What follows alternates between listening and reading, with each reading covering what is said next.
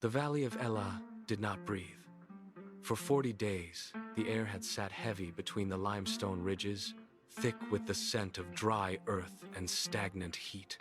Two armies stood on opposite slopes, their lines rigid, their hands white-knuckled around the shafts of spears and the grips of swords. The silence was a physical barrier, a wall as immovable as the cliffs themselves. They woke to the same sun, stared at the same enemy, and waited for a command that never came. Then, the line of the Philistines rippled. A figure emerged, and the scale of the valley seemed to shrink. He was a mountain of muscle, a towering obstruction that blocked the sun and cast a long, jagged shadow toward the opposing ridge.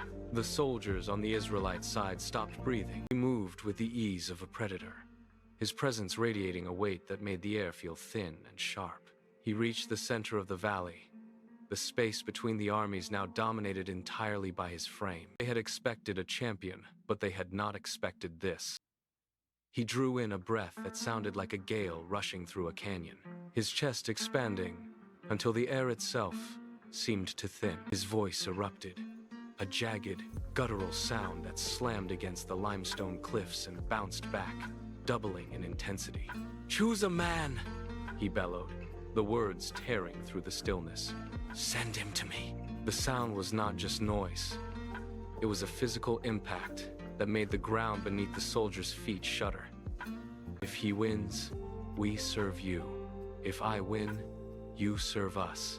The challenge hung in the air, sharp and inescapable. On the ridge, the Israelite soldiers froze.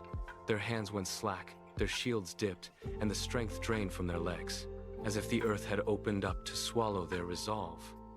They were paralyzed, trapped by the sheer weight of his demand. A young man moved through the ranks, his pace steady and unhurried.